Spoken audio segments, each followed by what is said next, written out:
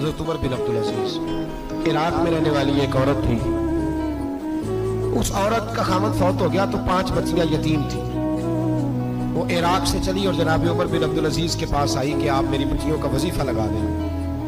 औरत कहती है मैं पहुंच गई। मैंने लोगों से पूछा घर कहाँ है, तो कहा वो जहां बोरी लटक रही है ना बाहर टाट का पर्दा लगा हुआ है, वो हज़रत उमर बिन अब्दुल अजीज का घर है।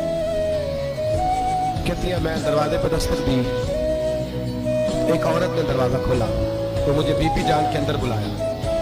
उनके घर के अंदर जब मैं दाखिल हुई तो बड़ा सारा सेन था, एक दानी कुआं लगा था, एक तरफ एक बड़ा दरख्त था और एक छोटा सा बनाई हुई थी जगह बर्तन धोने के लिए। और बीबी ना बर्तनों को मिट्टी लगा के साबुन लगा के बैठी हुई थी, काम कर रही थी वो औरत। मुझे उसने दरख्त के नीचे बिठाया, पानी पिलाया। कैसे आई हो? मैंने कहा अमीरुल मोमिनीन से मिलना है। कहने लगी बैठो थोड़ी देर में आ जाते। कहती थोड़ी, मैंने समझा घर की कोई मुलाजमा है, मैं बैठ गई। थोड़ी देर गुजरी, फिर दस्तक हुई। उस बीबी ने उठ के दरवाजा खोला तो जब वो शख्स अंदर आए तो कहने लगी बड़ी देर से बर्तनों को साबुन लगा के बैठी हूँ, कहाँ रह गए थे? कहती है वो साहब कहने लगे बस जरा मसरूफ हो गया तो दौड़े गए, कुएं से पानी निकाला, बीबी को दिया, उसने बर्तन धोए। कहती है फिर थोड़ा सा सिरका और एक रात की रोटी वो लाई, उस शख्स ने खाई। मैंने कहा कि ये दोनों घर के मुलाजम है, मियां बीवी काम करते हैं। जब वो खाना खा चुके तो वो औरत मेरे पास आई, कहने लगी उठ के मिल लो अमीरुल मोमिनीन से। मैंने कहा कौन अमीरुल मोमिनीन? तो कहने लगी कब से तो आए हैं, ये जिसने कुएं से पानी निकाला यही मुसलमानों का अमीर है, और ये जिसने दरख्त के नीचे बैठ के सिरके से रोटी खाई है यही है, ये फरिश्तों की दास्तान नहीं। वो बीबी गई तो कहने लगी कि ये अमीरुल मोमिनीन ने कहा, उठ के हाजिर हुई, कहा हुजूर मैं इराक से आई हूँ, मेरा खामद फौत हो गया, मेरी 5 बेटियां हैं, वजीफा लगा दे। वो बीबी कहती है मेरा दिल था कि यतीम बच्चियों का 100 दिनार साल का लगा देंगे तो बड़ी बात है।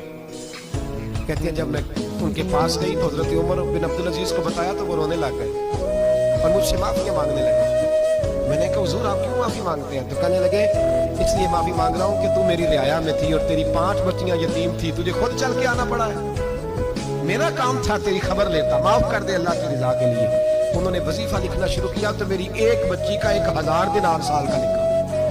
मैंने कहा अल्लाह तेरा शुक्र है।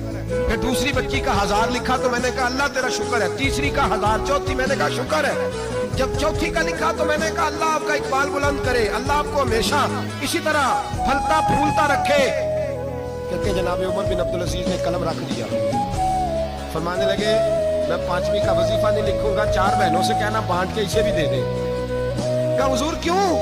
आप फरमाने लगे जब तक तू अल्लाह का शुक्र अदा कर रही थी मैं भी रब से जुड़ा हुआ था और अल्लाह से डर के लिख रहा था। अब तूने मेरी तारीफ की है, अब मेरी ज़ात आ गई है। अब मैं अगर ये वजीफा लिखूंगा तो इससे अल्लाह राजी नहीं होगा, इससे मेरे नफ्स में रिया पैदा होगा। अब मैं 5वीं का नहीं लिखूंगा, जा और जाके इराक के गवर्नर को दे।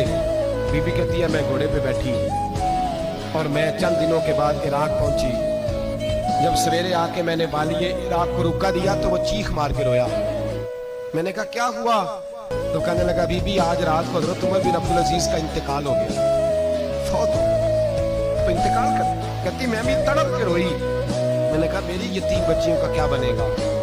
तो वो गवर्नर कहने लगा तेरे वजीफे जारी रहेंगे, तुझे मिलते रहेंगे। तो कहने लगी कैसे?